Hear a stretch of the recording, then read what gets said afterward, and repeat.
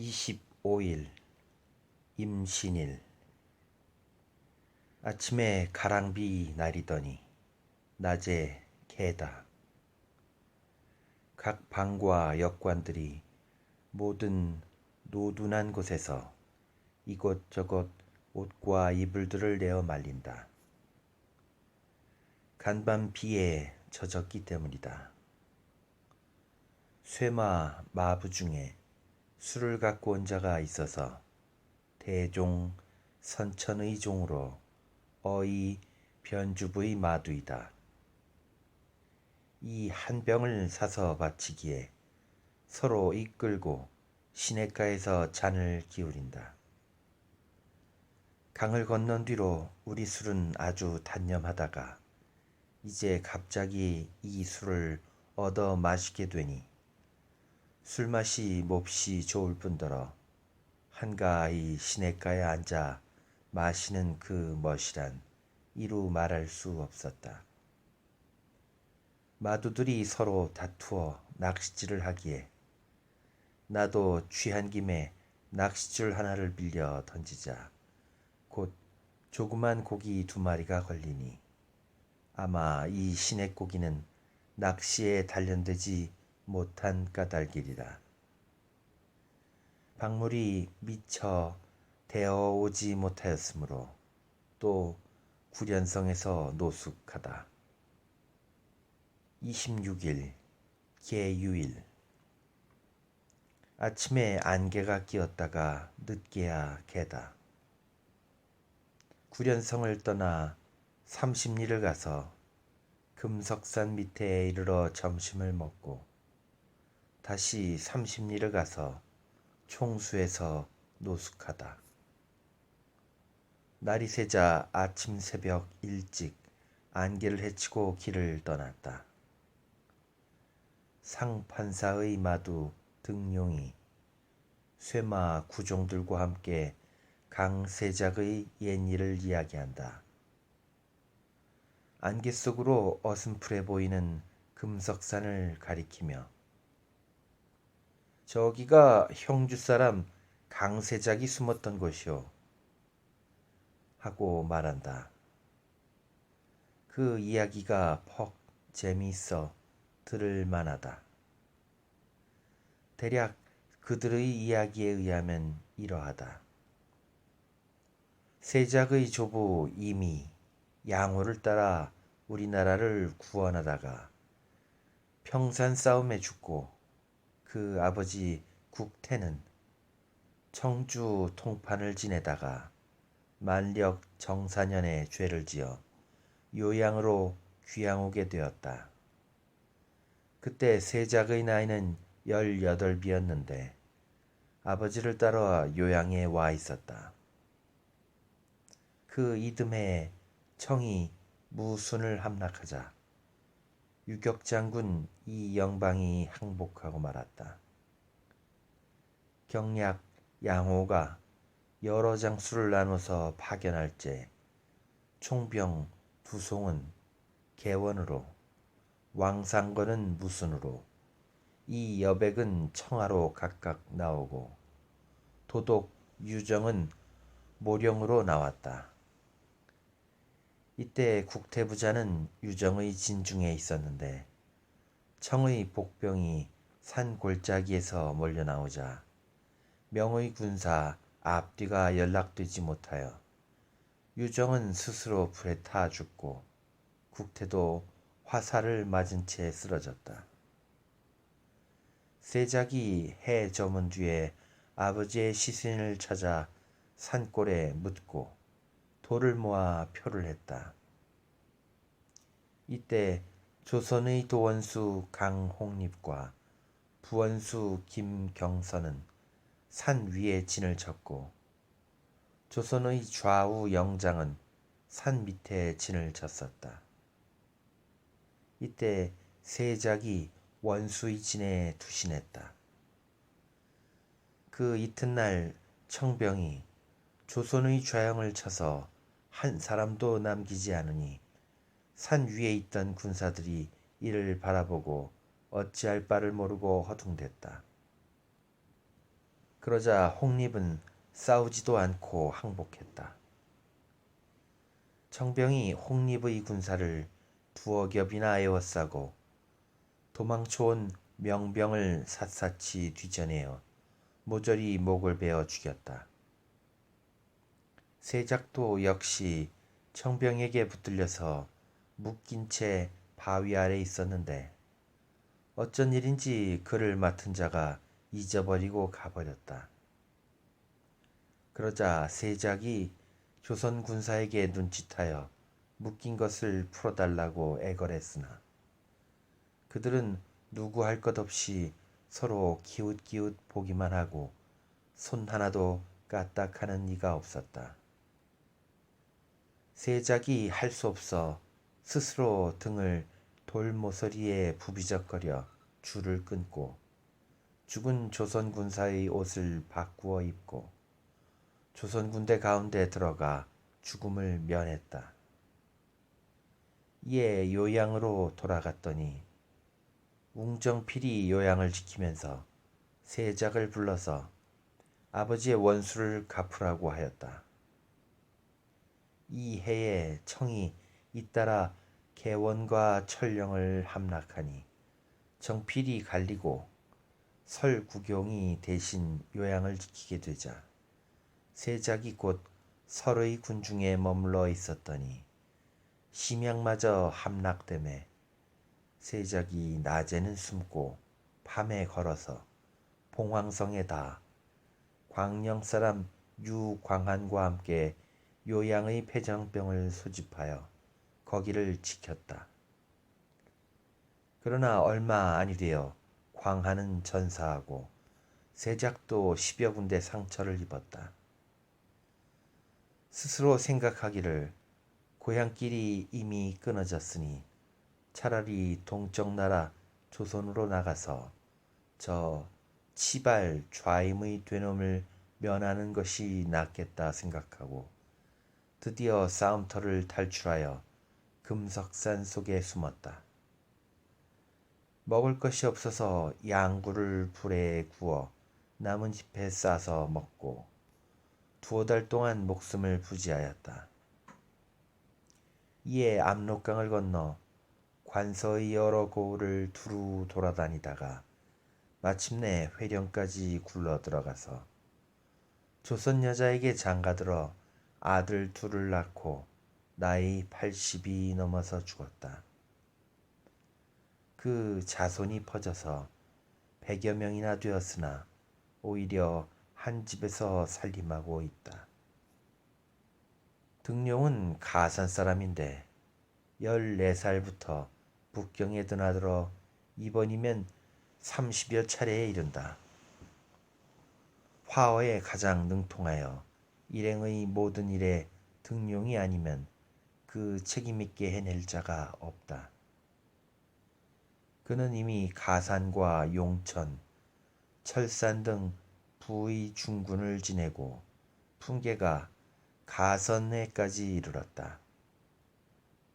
사행이 있을 때마다 미리 가산에 통첩하여 그 차지를 감금하여 그의 도피함을 막는 것으로 보았어도 그 위인의 재간을 넉넉히 짐작할 수 있겠다.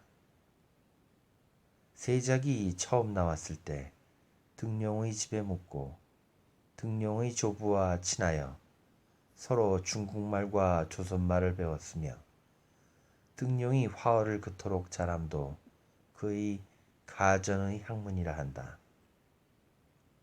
날이 저물어 총수에 이르다. 여기는 우리나라 평산의 총수와 흡사하다. 그제야 우리나라 사람들의 지명 짓는 예가 생각된다.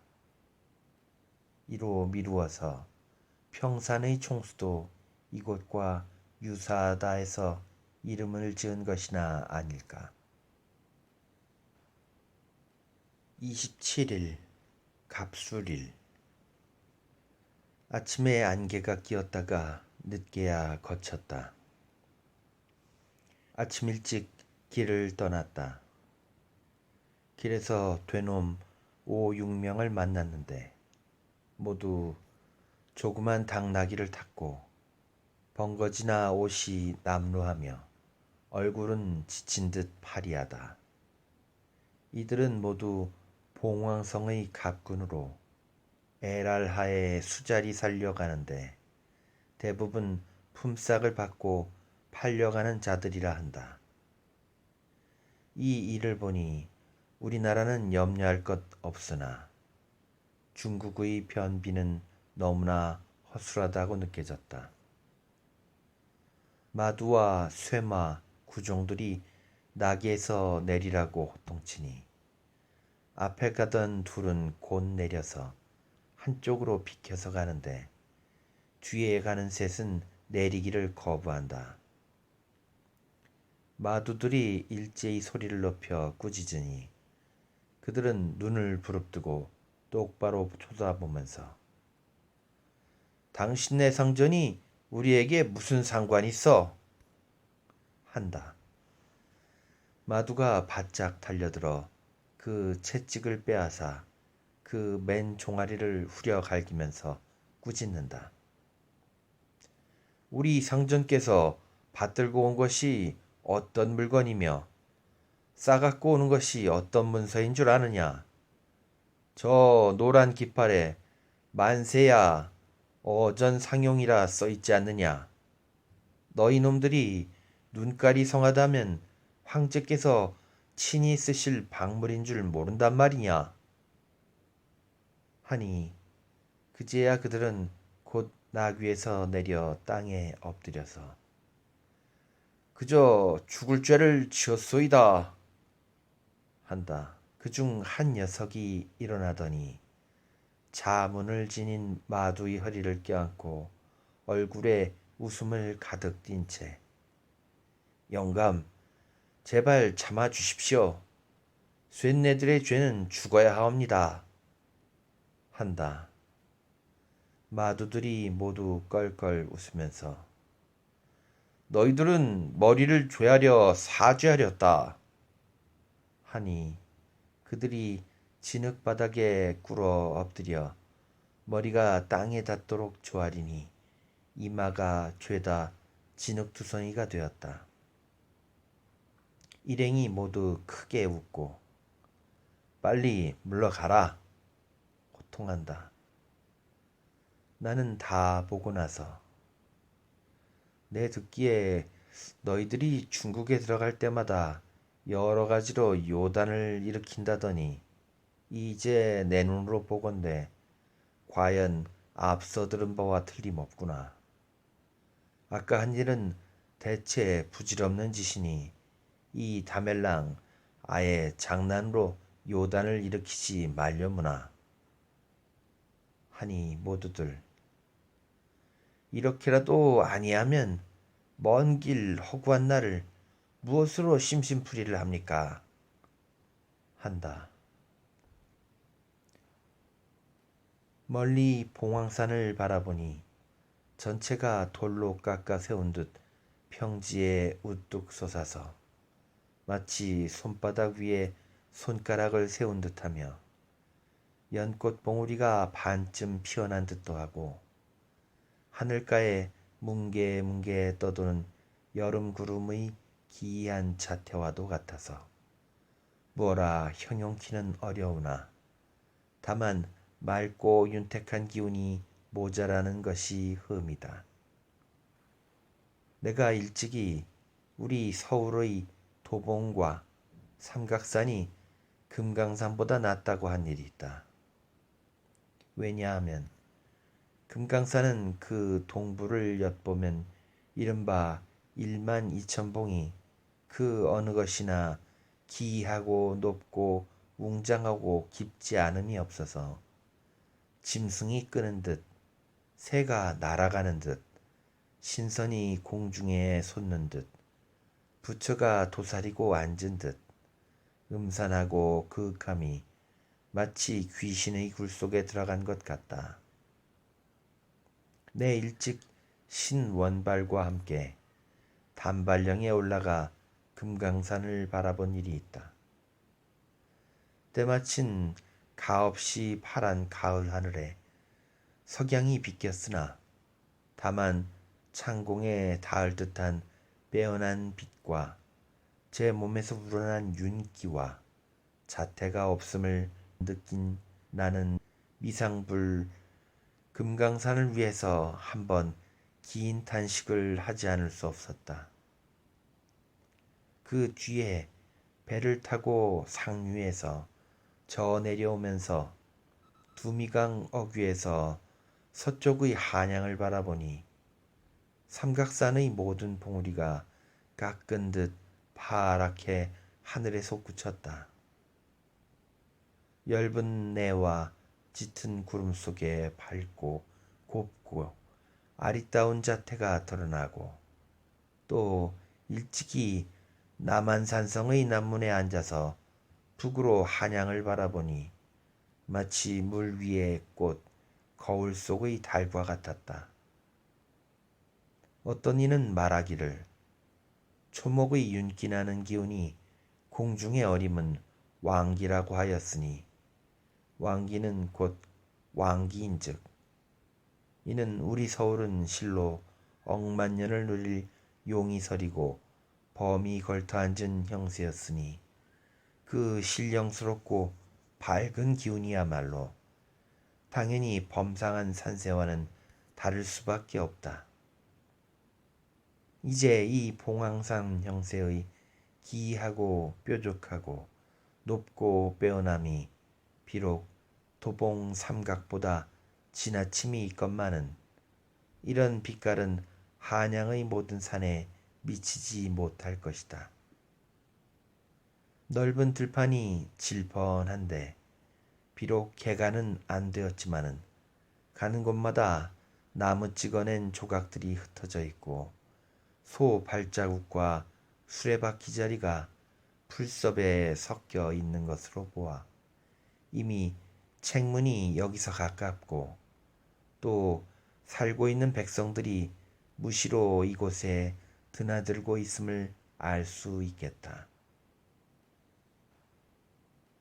말을 빨리 몰아 7, 8리를 가서 책문 밖에 닿았다. 양과 돼지가 산에 질펀하고 아침 연기는 푸른 빛으로 둘러있다. 나무 쪽으로 목책을 둘러서 겨우 경계를 밝혔으니 이른바 버들을 꺾어서 울타리를 만든다는 말이 곧 이것인 듯 싶다. 책문에는 이영이 덮이었고 널판 자문이 굳게 닫혔다. 목책에서 수십 보 떨어져서 삼사의 막을 치고 조금 쉬려니까 박물이 다 이르렀으므로 책문 밖에 쌓아두었다. 뭇 되놈들이 목책 안에 늘어서서 구경을 하는데 대부분 민머리 바람에 담뱃대를 물고 부채를 붙이고 있다. 혹은 검은 공단옷을 입고 또는 수화주, 생포, 생저, 석쇠삼배, 야견사 옷들을 입었으며 바지들도 역시 그러하다. 허리에는 찬 것이 주렁주렁하게 많았는데 수놓은 주머니 서너 개씩과 조그만 패도에 모두 쌍아절을 꽂았고 담뱃삼지는 호로병처럼 생겼는데 거기다 꽃, 풀, 새 또는 옛사람의 이름난 글귀를 수놓았다. 역관과 모든 마두들이 다투어 목책가에 나서서 그들과 손을 잡고 반가이 인사를 교환한다. 되놈들은 당신은 언제쯤 한성을 떠났으며 길에서 비나 겪지 않았나요? 댁에선 모두들 안녕하시고요. 포은 돈도 넉넉히 갖고 오셨습니까? 하고 사람마다 수작이 거의 한 입에서 나오는 것 같다. 또 다투어 묻되 한 한상공과 안상공도 오시나요? 한다. 이들은 모두 의주 사는 장사꾼들로서 해마다 연경으로 장사 다녀서 수단이 매우 능란하고 또 저쪽 사정을 익히 아는 자들이라 한다. 그리고 상공이란 장사꾼들끼리 서로 존대하는 말이다. 사행이 갈 때는 의례 정관에게 팔포를 내리는 법이다. 정관은 비장, 역관까지 모두 30명이고 팔포란 이전부터 나라에서 정관에게 인삼 몇 근을 주는데 이를 팔포라 일렀다. 지금은 이것을 나라에서 주지 않고 제각기 은을 갖고 가게 하되 단지 그 포수를 제한하여 당상관은 3,000냥, 당하관은 2,000냥인데 이것을 지니고 연경에 가서 여러 가지 물건을 바꾸어 이문을 남기게 하는 것이다. 가난하여 스스로 갖고 갈 수 없으면 그 포의 권리를 파는데 송도, 평양, 안주 등의 장사꾼들이 사서 대신 은을 넣어간다. 그러나 이들은 스스로 연경에 들어가지 못하는 법이므로 이 포의 권리를 의주 장수들에게 넘겨주어서 물건을 바꿔오는 것이다. 한이나 임 같은 장사꾼들은 해마다 연경에 드나들어서 연경을 제 집들처럼 여기며 저쪽 장수들과 서로 뜻이 맞아서 물건값의 오르내리는 것이 모두 그들의 손아귀에 달려있다. 우리나라에서 중국의 물건값이 날로 오르는 것은 실로 이 무리들 때문이거늘 온 나라가 도대체 이를 이해하지 못하고 역관만 나무란다. 그러나 역관도 이들 장사꾼에게 권리를 빼앗기고는 어쩔 도리가 없을 뿐이다. 다른 곳 장사꾼들도 이것이 의주 장사꾼 놈들의 농락인 줄을 모르는 것은 아니겠지만 제 눈으로 직접 본 것이 아니므로 골은 낼 수 있겠으나 무어라 말을 못하는 것이다. 이렇게 된 지가 이미 오래되었다. 요즘 의주 장사꾼들이 잠깐 은신하고 나타나지 않는 것도 역시 흥정하는 술책의 하나다. 책문 밖에서 아침밥을 먹다. 행장을 정리한 즉 양편 주머니 중 왼편 열쇠가 간 곳이 없다. 샅샅이 풀밭을 뒤졌으나 끝내 찾지 못했다. 장복을 보고 너는 행장이 유의하지 않고 늘 한눈만 팔더니 겨우 책문에 이르러서 벌써 이런 일이 생겼구나. 속담에 사흘길을 하루도 못 가서 늘어진다는 격으로 앞으로 2000일을 가서 연경에 이를 즈음이면 내 오장인들 어디 남겠느냐. 내 듣건대 구여동과 동학묘엔 본시 좀도둑이 드나드는 곳이라 하니 내가 또 한눈을 팔다가는 무엇을 잃어버릴지 모르겠구나 하고 꾸짖으니 장복은 민망하여 머리를 긁으며 쇳내가 인제야 알겠습니다. 그 두 곳을 구경할 적엔 제 두 손으로 눈가를 꼭 붙들고 있으면 어느 놈이든 빼어갈 수 있으리까. 나는 하도 어이가 없어 오라 하고 응낙하였다. 대체 장복이란 녀석은 아직 나이 어리고 또 처음 길이며 바탕이 몹시 멍청해서 동행하는 마도들이 흔히 장난으로 놀리면 그는 곧잘 참말로 고지 듣고 그러려니 한다. 매사가 다 이러하니 앞으로 먼 길을 데리고 갈 일을 생각하면 한심하기 그지없다. 책문 밖에서 다시 책문 안을 바라보니 수많은 민가들은 대체로 들보 5이 높이 솟아있고 띠 이형을 덮었는데 등마루가 훤칠하고 문호가 가지런하고 내거리가 쭉 곧아서 양쪽이 마치 먹줄 친 것 같다. 담은 모두 벽돌로 쌓았고 사람 탄 수레와 화물 실은 차들이 길에 질펀하며 버려놓은 기명들은 모두 그림 그린 자기들이다. 그 제도가 어디로 보나 시골 티라고는 조금도 없다.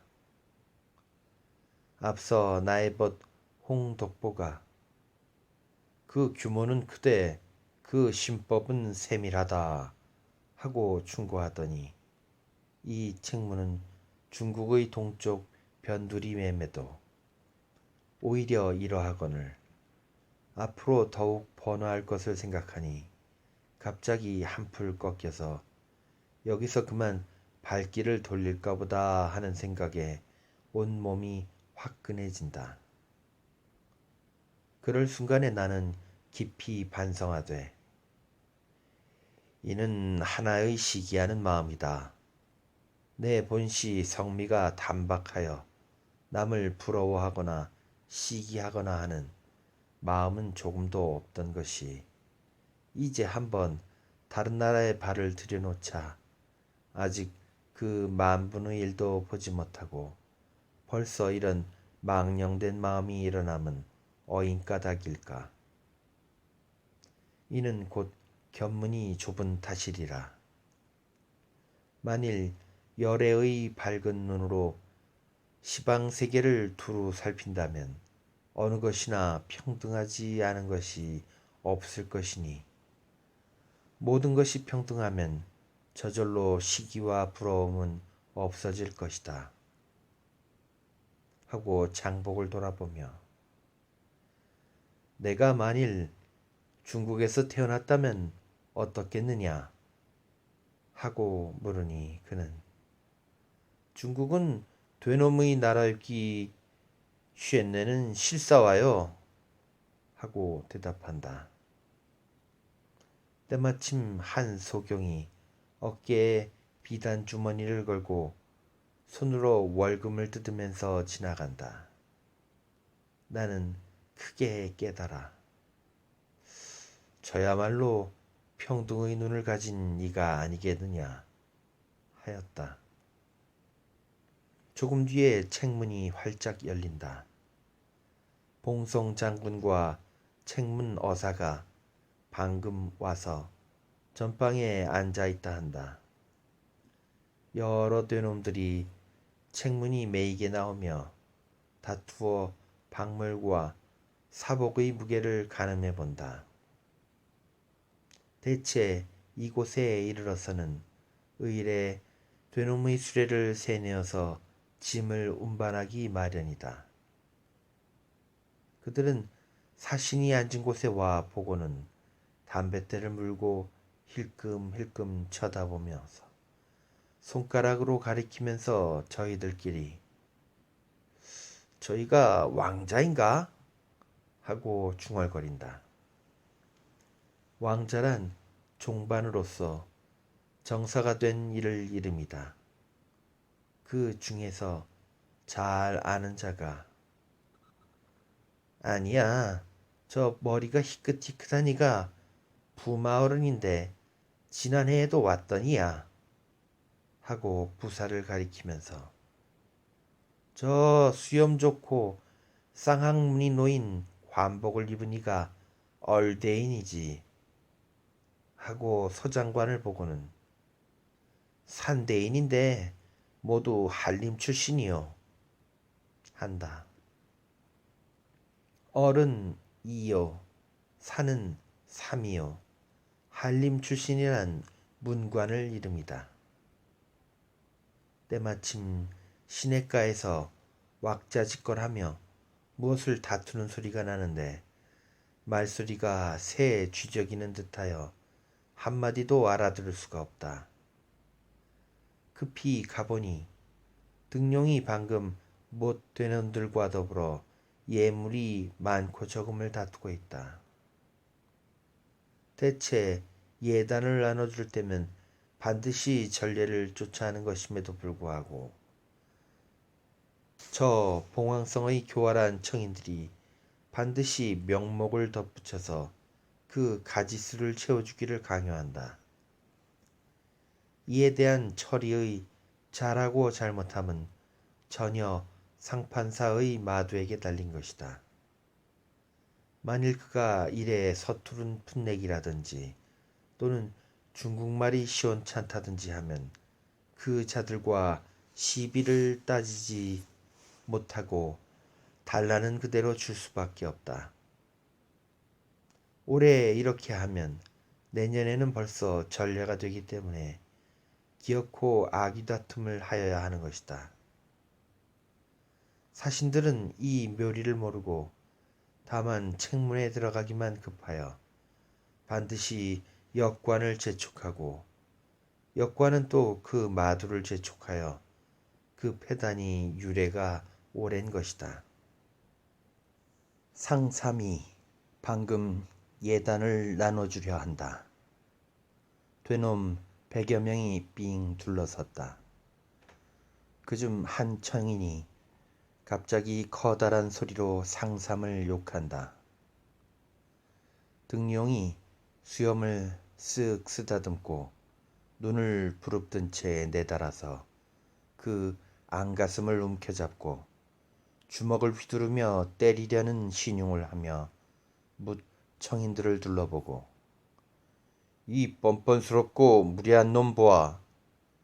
지난해에는 대담하게도 어른의 쥐털 목도리를 훔쳐가고 또 그 다음 해엔 어른께서 주무시는 틈을 타서 나의 허리에 찼던 칼을 뽑아 어른의 칼집에 달린 술을 끊어가지고 다시 나의 찬 주머니를 훔치려다가 내게 들켜서는 주먹 한 대 톡톡히 경을 치지 않았나. 그때는 아주 만단으로 애걸복걸하면서 나더러 목숨을 살려주신 부모 같은 은인이라 하던 놈이 이번엔 오랜만에 오니까 도리어 어른께서 내 놈의 호고를 몰라보실 줄 믿고 함부로 떠들고 야단이야. 이런 쥐새끼 같은 놈은 어디 봉송장군에게 끌고 가야지 하고 야단한다. 여러 되놈은 모두 용서해 줄 것을 권한다. 그 중에서도 수염이 아름답고 옷을 깨끗이 입은 한 노인이 앞으로 나서더니 등용의 허리를 껴안고 형님 제발 좀 참으시오 하고 사정한다. 등용이 그제야 노여움을 풀고 빙그레 웃으면서 내가 만일 동생의 안면을 보지 않는다면 이놈의 콧장등이를 한 주먹 갈겨서 저 봉황선 밖에 던지고 말 것을 하며 으르댄다. 그의 날도는 거조는 참으로 우습다. 판사 조달동이 마침 내 곁에 와 섰기에 아까 그 광경을 이야기하고 혼자서만 보기에 아깝더라 하니 조군이 웃으면서 그야말로 사위봉법이군요 한다. 조군이 등용더러 사또께서 이제 곧 책문으로 들어가실 테니 예단을 지체 말고 나눠주렸다 하고 재촉한다. 등용이 연방 예의 예의 하며 짐짓 바쁜 척하고 서둔다. 나는 일부러 그곳에 머물러 서서 그 나눠주는 물건의 명목을 상세히 보았다. 매우 괴잡스러운 일들이다. 예단 물목, 책문 수직 보고 2명과 갑군 8명에겐 각각 백지 10권, 소 연죽 10개, 화도 10개, 봉초 10봉씩이고 봉송장군 2원, 주객사 1원, 세관 1원, 어사 1원, 만주경장 8명, 가출장경 2명, 몽고장경 2명, 영송관 3명, 대자 8명, 박씨 8명, 가출 박씨 1명, 세관 박씨 1명, 외랑 1명, 아역 2명, 필첩식 2명, 보고 17명, 가출보고 7명, 세관보고 2명, 분두보고 9명, 갑군 50명, 가출갑군 36명, 세관갑군 16명 등 도합 102명에게는 장지 156권, 백지 469권, 청서피 120장, 소갑초 580갑, 봉초 800봉, 세주견 74개, 팔면 은항연죽 74개, 석장도 37자루, 초도 284자루, 선자 288자루, 대구어 74마리, 달에 7부, 환도 7파, 은장도 7자루, 은연죽 7개, 석장 연죽 42개, 필 40지, 묵 40정, 화도 262개, 청청달에 2부, 별 연죽 45개, 유둔 2부씩이다. 묻 되놈은 끽소리 없이 받아가지고 가버린다. 조군이 등용의 수단이 참으로 능하단 말이오. 그는 지난해 휘항이며 칼이며 주머니며 잃어버린 일이 도시 없답니다. 공연히 트집을 만들어서 그중 한 놈을 꺾어 놓으면 그 나머지는 저절로 수그러져 서로 돌아보고는 무료히 물러서곤 하더군요.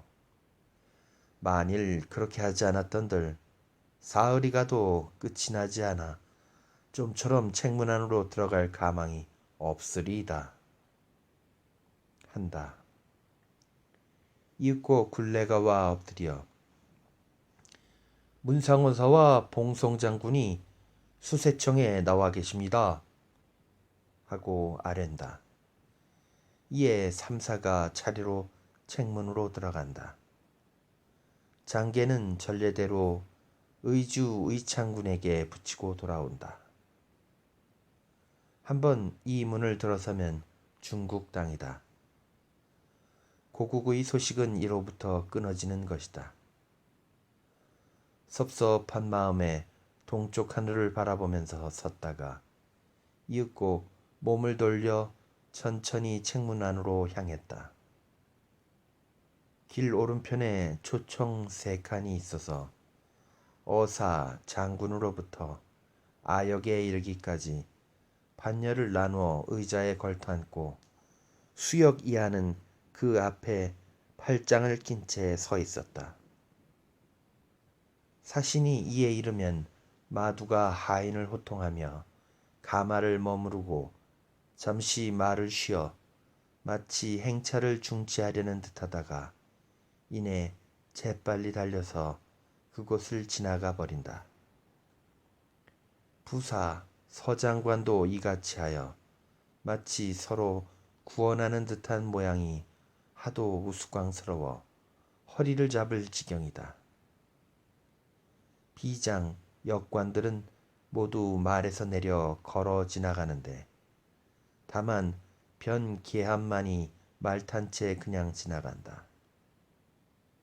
말석에 앉은 한 청인이 갑자기 조선말로 여보, 잘못이에요.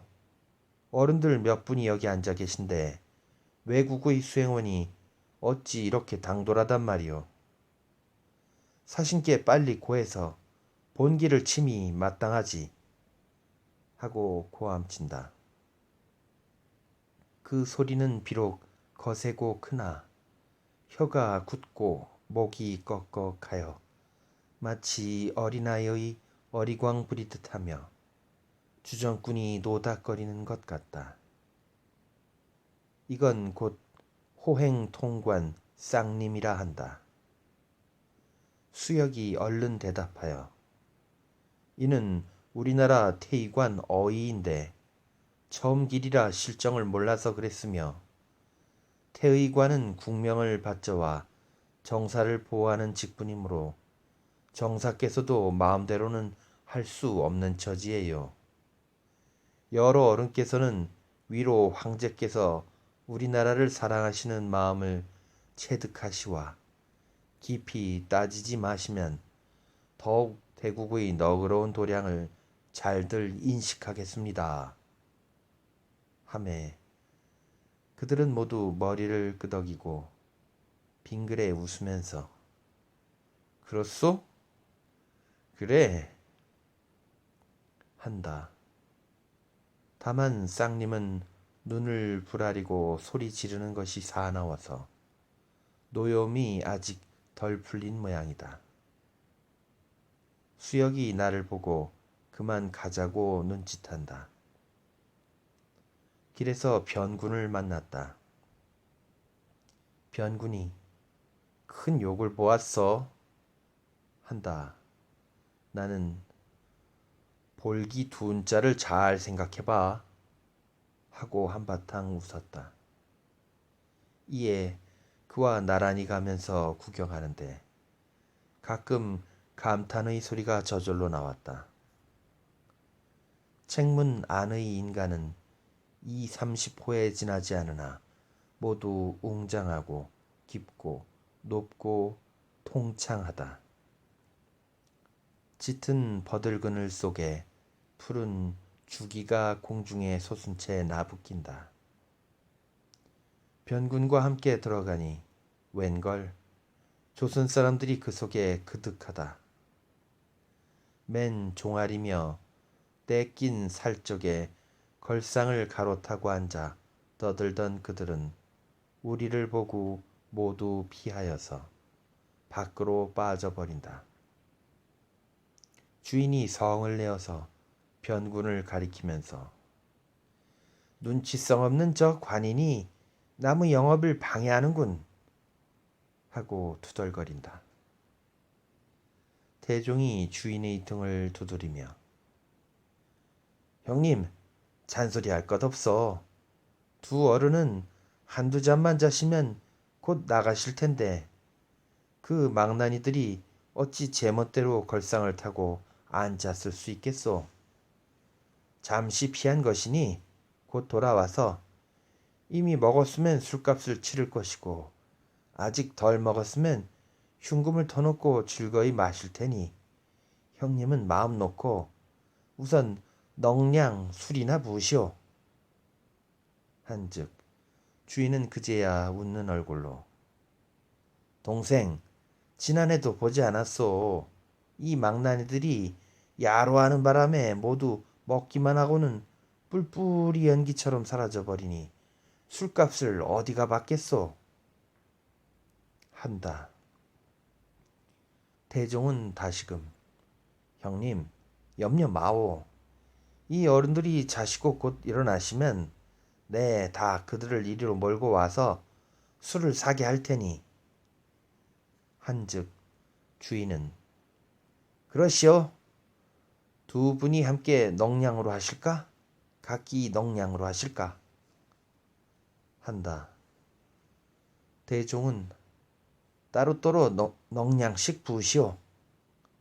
하자 변군이 나무라면서 넉냥술을 누가 다 먹는단 말이냐? 하매 대종이 웃으면서 넉냥이란 돈이 아닙니다. 술 무게 말씀입니다. 한다. 탁자 위에 버려놓은 술잔이 한 냥으로부터 10냥까지 제각기 그 그릇이 다르다.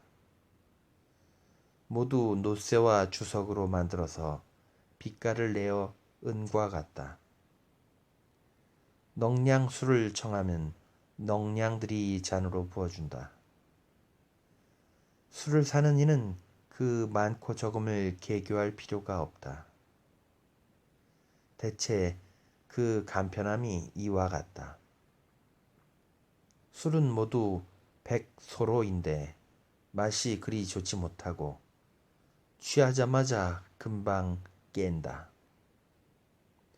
그 주위의 포치를 둘러보니 모든 것이 고르고 단정하여 한 가지 일이라도 구차스럽게 미봉해 놓은 법이 없고 한 물건도 허투루 어지럽혀 놓은 것이 없었다. 심지어 소 외양간이나 돼지우리까지 모두 법도 있게 제 곳에 놓였으며 나무덤이나 거름무더기까지도 유달리 깨끗하고 맵시 있는 품이 그린 듯 싶다. 아, 이러한 이유에야 비로소 이용이라 이룰 수 있겠다. 이용이 쓴 연후에야 후생이 될 것이요 후생이 된 연후에야 정덕이 될 것이다. 대체 이용이 되지 않고서는 후생할 수 있는 이는 드물지니 생활이 이미 제각기 넉넉하지 못하다면 어찌 그 마음을 바로 지닐 수 있으리요. 정사의 행차가 이미 악의 성을 가진 사람의 집을 사초로 들였다. 주인은 신장이 7척이요 기계가 호장하고 성격이 매서운 분이다. 그 어머니는 나이 70세에 가까우나 머리에 가득히 꽃을 꽂고 눈매가 아직도 아름다워 보이는 것이 젊었을 때의 모습을 짐작할 수 있다. 그는 자손이 앞에 가득한 원만한 가정이라 한다. 점심 뒤에 내원 및 정진사와 함께 구경을 나섰다. 봉황사는 이곳에서 6, 7리쯤밖에 되지 않는다. 그 전면을 보니 더욱 기이하고 뾰족해 보인다. 산속에는 안시성의 예터가 있어서 성첩이 지금껏 남아있다 하나 그건 그릇된 말이다. 삼면이 모두 깎아지른 듯하여 나는 새라도 오를 수 없을 성쉽고 오직 정남의 한쪽만이 좀 편평하나 주위가 수백 보에 지나지 않음을 보아서 이런 탄할 만한 작은 성에 그때의 큰 군사가 오랫동안 머물 곳이 아닐 테니 이는 아마 고구려 때의 조그만 보루가 아니었던가 싶다. 셋이 함께 큰 버드나무 밑에서 땀을 들이고 있었다. 옆에 벽돌로 쌓은 우물이 있다. 위는 넓고 돌을 다듬어서 덮고 양쪽에는 구멍을 뚫어서 겨우 두레방만 드나들게 되었다. 이는 사람이 빠지는 것과 먼지가 들어감을 막기 위함이었고 또 물의 본성이 음하기 때문에 태양을 가려서 활수를 기르는 것이다. 우물 뚜껑 위엔 농로를 만들어 양쪽으로 줄 2자락이 드리워져 있고 버들가지를 걸어서 둥근 그릇을 만들었는데 그 모양이 바가지 같으나 비교적 깊어서 한편이 오르면 한편이 내려가서 종일토록 물을 길어도 사람 힘을 허비하지 않게 된다. 물통은 모두 쇠로 테를 두르고 자그마한 못을 촘촘히 박은 것이다. 대나무로 만든 것은 오래 지나면 썩어서 끊어지기도 하려니와 통이 마르면 대나무 태가 저절로 헐거워져 벗겨지므로 이렇게 쇠태로 메우는 것이 좋은 방법이다. 물을 길어 가지고는 모두 어깨에 메고 다닌다. 이것을 편담이라 한다. 그 법은 팔뚝만큼 굵은 나무를 길이가 한 길쯤 되게 다듬어서 그 양쪽 끝에 물통을 걸되 물통이 땅 위에서 한자 넉넉히 떨어지게 한 것이다. 이렇게 하면 물이 출렁거려도 넘치지 않는다. 우리나라에는 오직 평양에서만 이 법이 있기는 하나 그것도 어깨에 매지 않고 등에 지고 다니기 때문에 고삿길 좁은 골목에서는 여간 거추장스럽지 않다. 이렇게 어깨에 매는 법이 훨씬 편리할 것이다. 옛날에 포선의 아내가 물덩이를 들고 물을 길었다 하는 대목을 읽다가 왜 머리에 이지 않고 손에 들었을까 하고 나는 일찍 의심하였더니 이제 보니 이 나라 부인들은 쪽진 머리가 모두 높아서 물건을 일 수 없음을 알겠다. 서남 쪽은 탁 트여서 대체 평온한 산과 질펀한 물이었다. 우거진 버들의 그늘은 짙고 띠 지붕과 성긴 울타리가 숲 사이로 은은히 보이며 가엾이 푸른 방축 위에 소와 양이 여기저기서 풀을 뜯고 있다. 먼 강 다리에 행인들이 혹은 짐지고 혹은 이끌고 가는 것을 나는 바라보고 있노라니 잠옷 요사이 행역 중의 고단함을 잊어버릴 듯싶다. 동행 두 사람은 저 새로 지은 불당을 구경하기 위하여 나를 버리고 가버렸다. 때마침 말 탄 사람 10여 명이 채찍을 휘두르며 달리는데 모두 수놓은 안장에 재빠른 말이어서 잠옷 의기가 양양하다. 그들은 내가 홀로 서 있음을 보고 고삐를 돌려 말에서 내려 서로 다투어 내 손을 잡고 정답게 인사를 한다. 그 중에 한 사람은 아름다운 청년이었다. 내가 땅에 글자를 써서 필담을 시작했으나 그들은 모두 머리를 숙이고 가만히 들여다보고는 고개를 끄덕일 뿐이다. 모두 비석 둘이 있는데 푸른 돌이다. 하나는 문상어사의 선정비요. 또 하나는 세관 아무의 선정비다. 둘은 다 만주 사람이요 넉자 이름이다. 비문을 지은 이도 역시 만주인이어서 글이나 글씨가 모두 옹졸하다. 다만 비의 제도가 매우 아름다우면서도 공력과 경비가 절약된 것이 본받음직하다. 비석의 양쪽은 갈지 않고 벽돌로 담을 쌓아 올리되 비 머리가 묻히게 하고 위에 기와를 얹어서 지붕을 만들었다. 비석은 그 속에서 비바람을 피하게 되었으니 일부러 비각을 세워서 비바람을 가리는 것보다 월등 낫겠다. 비부에 놓인 비희나 비민의 양쪽 변두리에 새긴 폐하 다 그 털끝을 셀 수 있으리만큼 정교하다.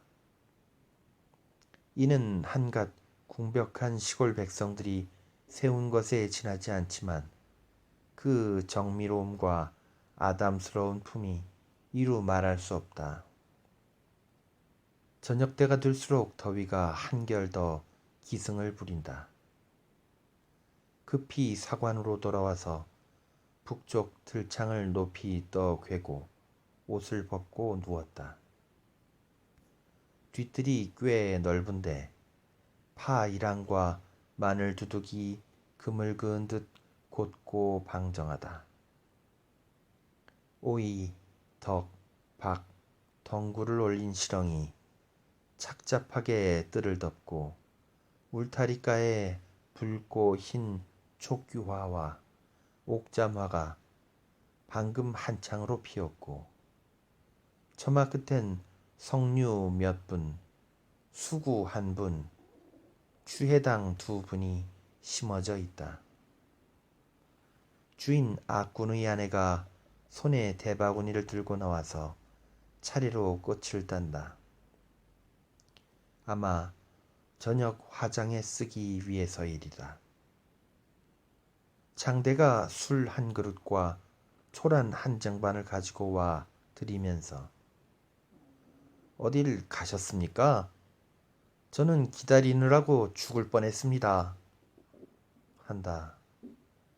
그 어리광을 짐짓 떨어 제 충성을 나타내려 하는 양은 밉살스럽기도 하고 우습기도 하나 술은 내 본시 즐기는 바여 하물며 달걀 지진 것 역시 먹고 싶던 것이매랴. 이날 삼신리를 행하였다. 압록강에서 여기가 120리다.